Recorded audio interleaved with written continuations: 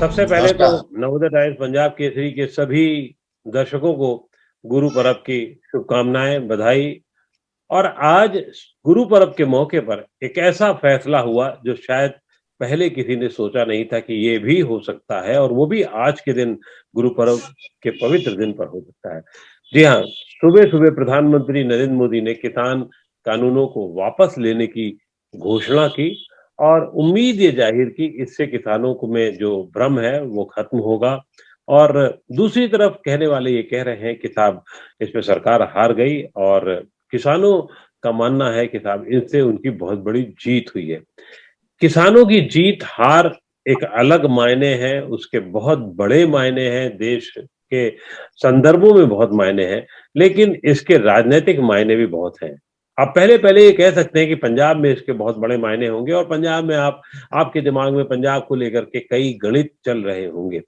लेकिन पंजाब से ज़्यादा जो लगता है कि क्या कभी-कभी उत्तर प्रदेश में भी इसका असर पड़ सकता है, क्योंकि उत्तर प्रदेश में भी 2022 में चुनाव होने हैं, पहली खेप में चुनाव होने हैं, और उत्तर प्रदेश के 22 के चुनाव 2024 के आम चुनावों के पहले के एक झड़ी मान सकते हैं।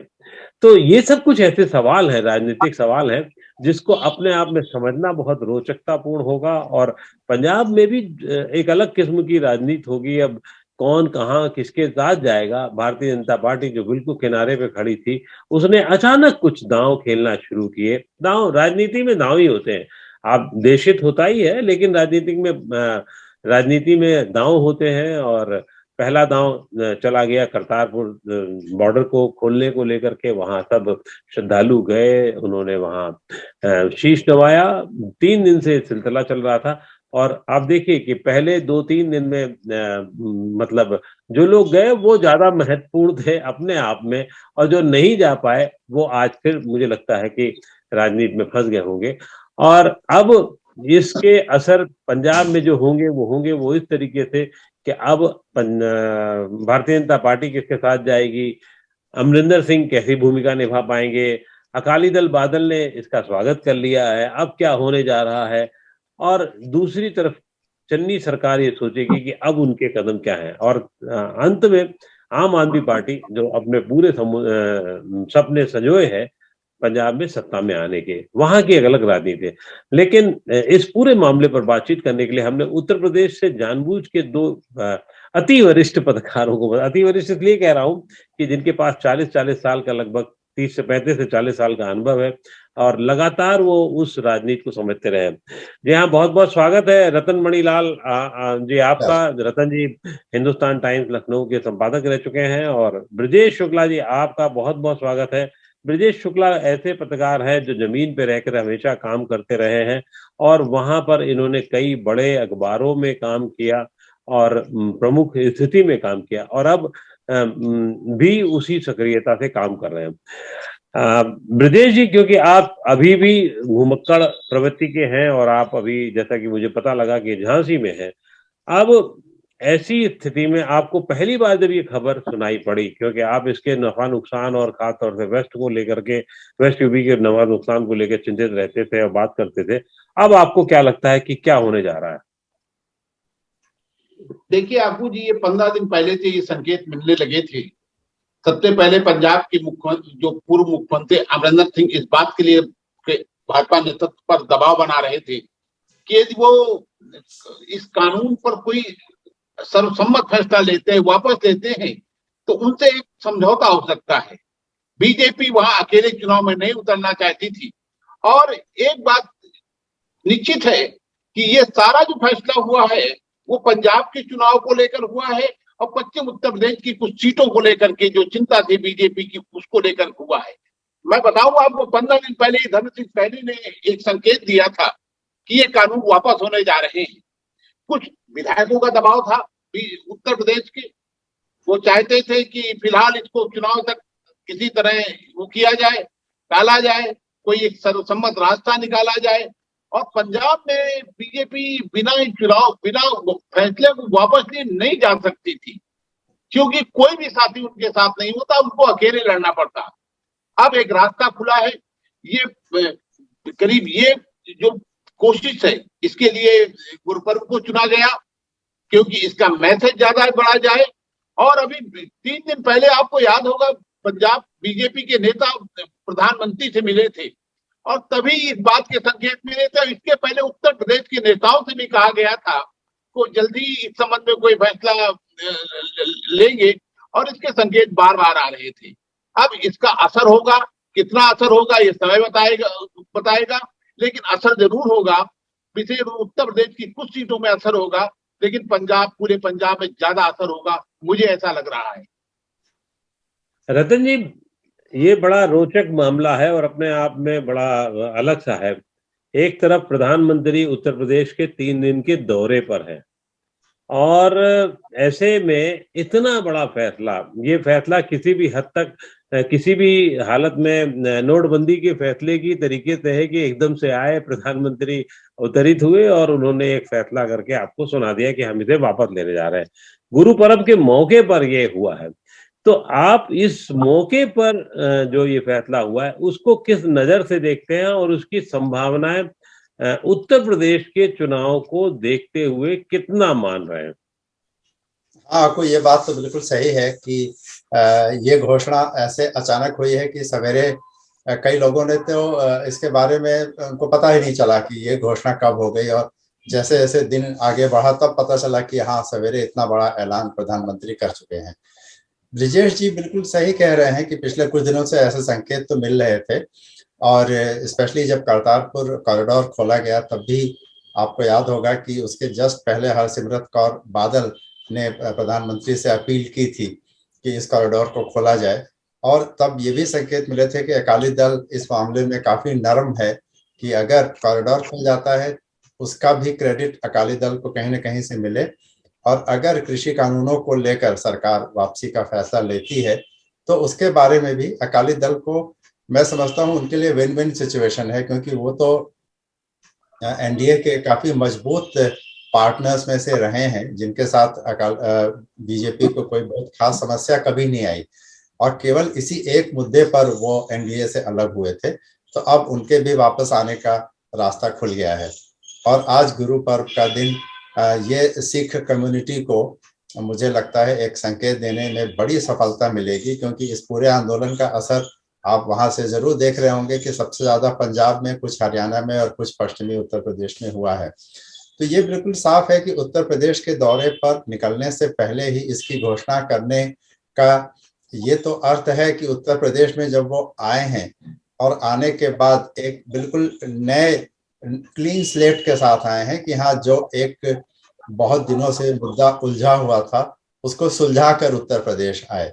तो यहाँ पर वो अपने वक्तव्यों में या अपने भाषणों में हो सकता है इसका उल्लेख करें कि उन्होंने किसानों के लिए एक नई शुरुआत की घोषणा की है, लेकिन मुझे लगता है कि उत्तर प्रदेश चुनाव पे इसका कोई बहुत विशेष असर नहीं होगा, पश्चिमी उत्तर प्रदेश की कुछ सीटों को छोड़कर, क्योंकि अगर ऐसा था तो उत्तर प्रदेश के लिए ये घोषणा और पहले की जा सकती थी, लेकिन पंजाब पे इसका असर डेफिनेटली होगा, क्योंकि अब अमरिंदर सिंह, अकाली दल और बीजेपी तीनों मिलकर एक फॉर्मिडेबल कॉम्बिनेशन बनाते हैं जिसके आगे कांग्रेस और आम आदमी पार्टी दोनों को एक कठिन स्थिति का सामना करना पड़ सकता है।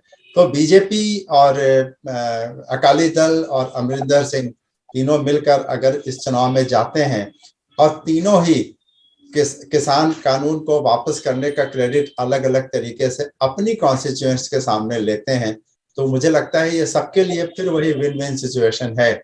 और आम आदमी पार्टी और कांग्रेस के लिए, इसमें चन्नी और सिद्धू दोनों शामिल हैं, उन दोनों के लिए अब किसी नए मुद्दे की तलाश करनी पड़ेगी, क्योंकि सिर्फ ये कहना कि उनके दबाव में आके केंद्र ने ये किया, ये बात बहुत ज्यादा मायने नहीं रखती, क्योंकि अभी भी अगर ये होता है तो एक इसमें एडवांटेज तो बीजेपी को ही मिले, दबाव चाहे किसी का भी हो। और उत्तर प्रदेश के चुनाव को लेकर मैं सिर्फ यही कह सकता हूं अभी कि अभी कई घोषणाएं उत्तर प्रदेश के लिए होना बाकी है, और अभी जैसे आज प्रधानमंत्री बुंदेलखंड में है, फिर लखनऊ में रहेंगे आज कल और परसों, तो अभी मुझे लगता है बहुत कुछ घोषणाएं उत्तर प्रदेश के लिए होना बाकी है, लेकिन आज सवेरे का जो उद्बोधन था प्रधानमंत्री का वो पंजाब के ऊपर ही फोकस था। आज सुबह सुबह उन्होंने ओपनिंग बैट्समैन की तरीके से आए और आते ही छक्कों की बौछार कर दी और इतने उससे ही लग गया कि जो स्कोर होगा वो किस तरीके का होगा। और निश्चित रूप से आप बिल्कुल सही कह रहे हैं कि बुंदेलखंड, फिर लखनऊ और तीसरे दिन भी जब यहाँ उत्तर प्रदेश में रहेंगे तो ऐसा नहीं है कि वो किसानों की बात नहीं करेंगे। किसानों को जीतने की कोशिश होगी और बुंदेलखंड में भी किसानों का एक बड़ा वर्ग जो काफी चर्चा में, सुर्खियों में रहा है, खासतौर से वहां पर खेती किसानी की बर्बादी को लेकर के। तो इस लिहाज से मुझे लगता है कि वो काफी महत्वपूर्ण है और इसमें कुछ घोषणाएं ऐड ऑन हो सकती है, ये सोर्सेस से अब कहा जा सकता है, क्योंकि अब तो अटकलों का ही जमाना है, तो इसलिए उसे उसी तरीके से देखा जाता है। ब्रिजेश जी, आपको क्या लगता है कि क्योंकि आप भारतीय जनता पार्टी की राजनीति को बहुत अच्छे तरीके से देखते समझते रहे हैं राष्ट्रीय स्तर पर भी, तो क्या लगता है कि पंजाब में, मैं पंजाब का सवाल इसलिए ले रहा हूं क्योंकि बहुत महत्वपूर्ण होगा, पंजाब में भारतीय जनता पार्टी क्या अमरिंदर के साथ ही जाएगी या अकाली दल भी कितना हद तक उनके साथ रहेगा? साथ तो रहना है, चाहे अलग अलग चुनाव लड़के रहे, चाहे वो एक साथ चुनाव लड़के रहे। अभी मुझे व्यक्तिगत रूप से लगता है कि वो अभी एक साथ चुनाव नहीं लड़ेंगे, क्योंकि अपने अलग अलग दावे हैं, अलग अलग चीजें हैं, और वो चुनाव के बाद की स्थिति शायद ज्यादा अच्छी होगी। आपको क्या लगता है? मुझे नहीं लगता है कि अब, क्योंकि बसपा से समझौता उनका हो चुका है, सीटों का बंटवारा भी हो चुका है, सीटें भी उन्होंने तय कर ली थी कि कितनी किसको सीटें मिलेगी।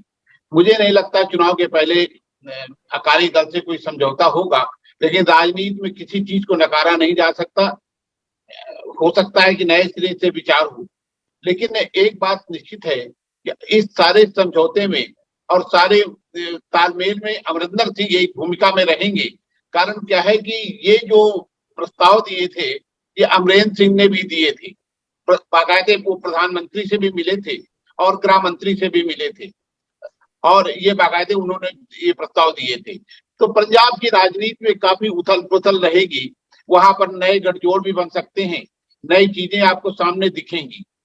जहां तक उत्तर प्रदेश का सवाल है, उत्तर प्रदेश में जो मैंने महसूस किया है कि इसमें बहुत बड़ा परिवर्तन नहीं होने वाला है, कुछ सीटों पर इसका असर था।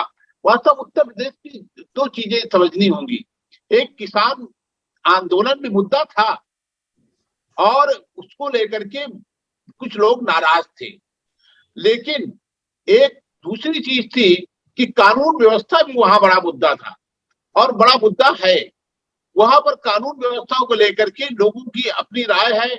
उन्हें लगता है एक प्रतिदिन जो गया है वो ये है कि कानून व्यवस्था की स्थिति में सुधार हुआ है। जो जिस चीज की आलोचना राजनीतिक दल कर रहे हैं योगी की सरकार की, वो उनके सकारात्मक ढंग से उनके पक्ष में गया है। पश्चिम उत्तर प्रदेश में कारण लोग बड़ा परेशान थे इन अपराधियों से, तो अब वहां पर बहुत ज्यादा असर पड़ेगा मुझे नहीं लगता है। लेकिन वो जो था, ये जो बीच में एकदम खाई जैसी बन गई थी विशेष रूप से जो जाट मतदाता है और बीजेपी के बीच, उसका समापन हो सकता है और इसका असर जरूर चुनाव में पड़ेगा। रतन भाई, ये उत्तर प्रदेश के 4 जिले जो मुजफ्फरनगर, मेरठ, आसपास का इलाका जितना भी है, वहां पर के नेताओं की कुछ बैठक कुछ पिछले दिनों, कुछ दिन पहले प्रधानमंत्री के साथ में और आला कमान के साथ में हुई थी, और उन्होंने ये बताया था कि साहब, उनसे पूछा गया कैसा चल रहा है, क्या है, तो उनका कहना था कि प्रचार करने में थोड़ी मुश्किल हो सकती है। क्या ये एक बड़ा कारण भी रहा होगा कि इसके पहले कि प्रचार बहुत आगे जाए, चीजों को डिफ्यूज कर दिया जाए? आप क्या मानते हैं? देखिए, ये बात बिल्कुल सही है कि पश्चिमी उत्तर प्रदेश में 2 या 3 तरह की राजनीतिक ताकतें इस समय सक्रिय हैं। सबसे पहले तो राष्ट्रीय लोकदल के अपना एक बेस है, अपने समर्थक है मेरठ, बागपत और आसपास के इलाकों में। उनके साथ इस समय समाजवादी पार्टी का पूरा संगठन है, दोनों के बीच में समझौता हो गया है। सीटों की संख्या पर बाद में वो लोग बात करेंगे। और तीसरा राकेश टिकैत का जो किसान मोर्चा है वो खुद एक राजनीतिक भूमिका निभा रहा है। तो इन तीनों का जो कॉम्बिनेशन बनता है वो अच्छा खासा मजबूत बनता है।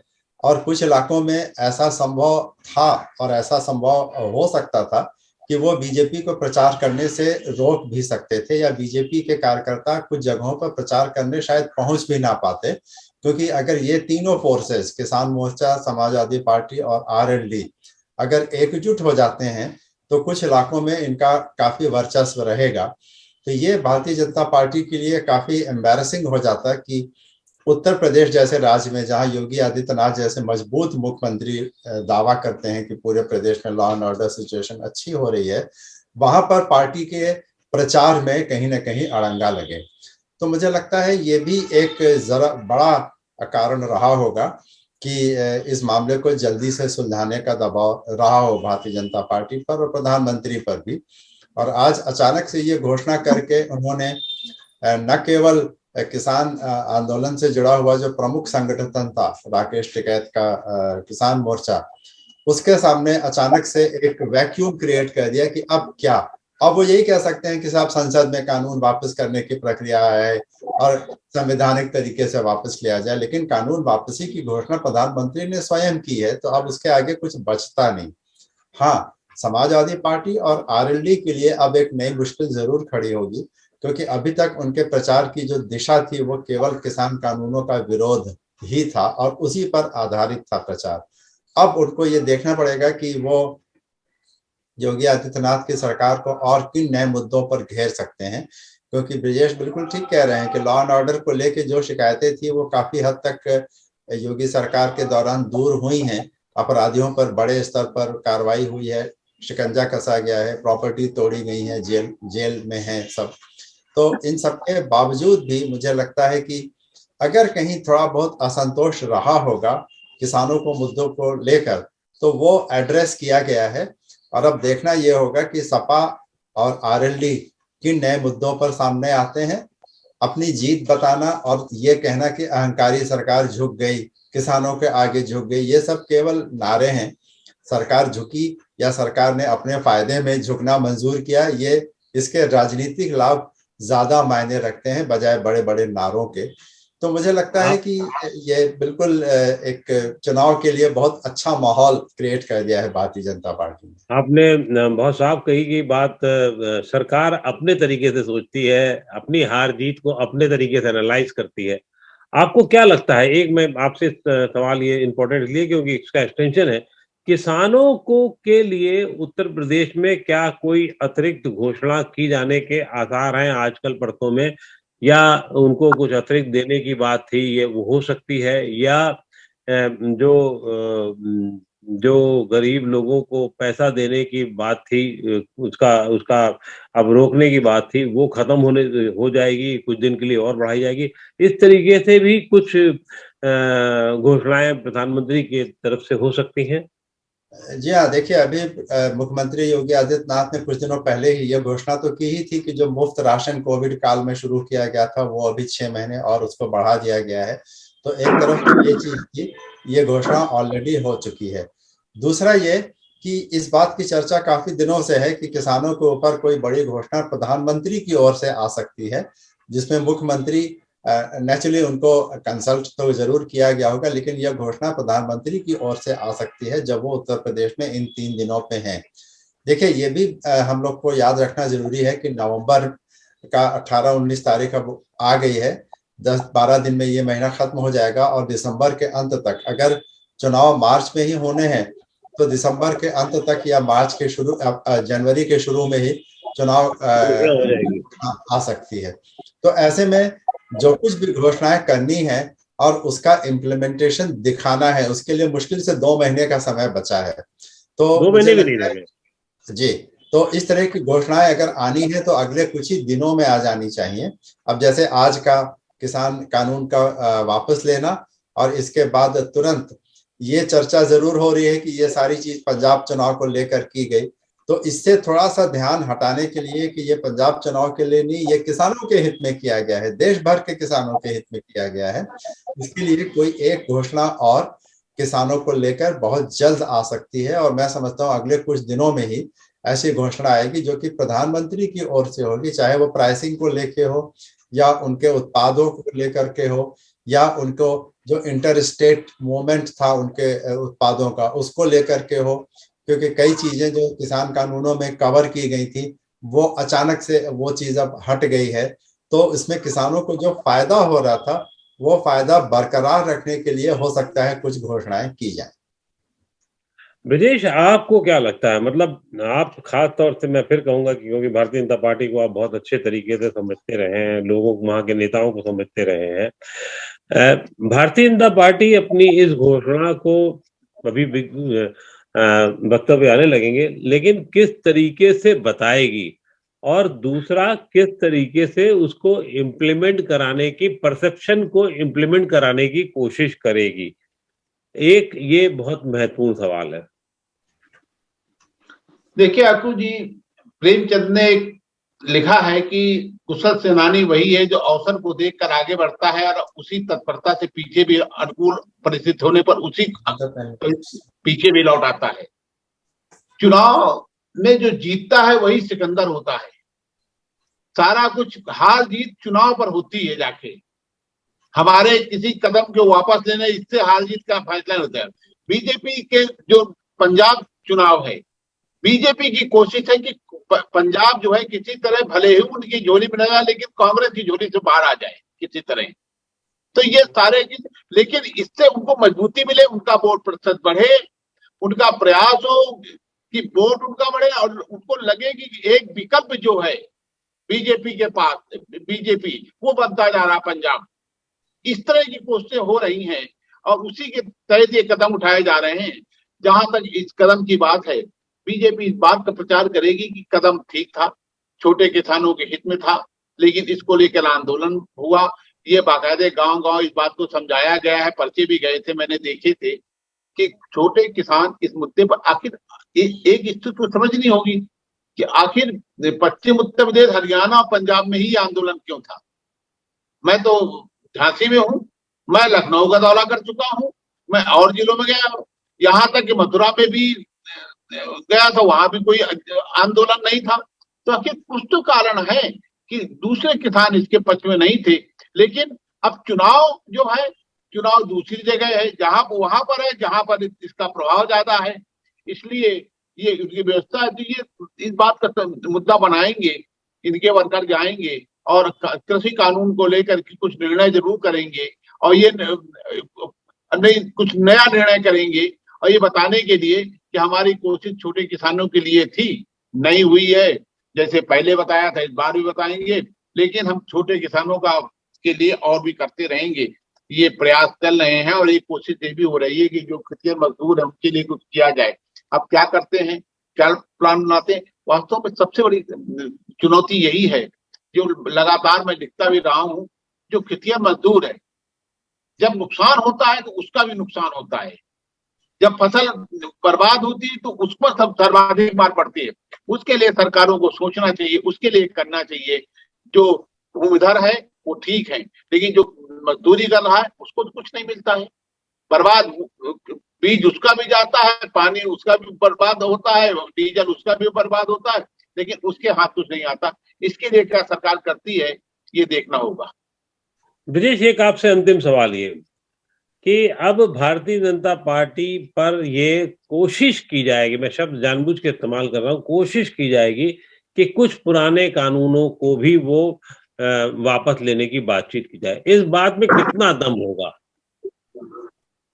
नहीं, कोई और कानून ऐसे नहीं हैं जो ओवैसी ने जो कानून के मुद्दा उठाया है नागरिकता कानून का, उसमें कोई बदलाव नहीं होने वाला, किसी में कोई बदलाव नहीं होगा। कृषि कानून इसलिए वापस हुआ क्योंकि जो सर्वाधिक जिसका प्रभाव पड़ रहा था जिस क्षेत्र में, कल आप पंजाब से बाहर आ जाएं तो फिर इसका क्या, कोई नहीं, क्योंकि वहां सर्वाधिक असर है इस कानून का, वहां सर्वाधिक नाराजगी है, इसलिए वो वापस हुआ है। और ऐसे लोग मानने वाला बहुत मिल जाएंगे कि जैसे बहुत लोगों के लिए कुछ उसके अनुकूल थे, कुछ कृषि कानून के कुछ चीजें, जैसे अनाज जो कहीं ले जा सकते थे, कहीं बेच सकते हैं, ये लेकिन अब वो निर्णय लेना था, उन्होंने लिया। अब छोटे किसानों के लिए और सहूलियत के लिए क्या करते हैं देखना होगा। मुझे नहीं लगता कोई कानून वापस होने वाला है नया। जी जी, आप दोनों महानुभावों का बहुत बहुत आभार कि आपने नवोदय टाइम्स पंजाब केसरी से इस दौर में, खासतौर जब व्यस्तता ज्यादा हो, बातचीत करने का समय निकाला। बहुत बहुत शुक्रिया रतन जी आपका और ब्रजेश जी आपका। नमस्कार। Thank you.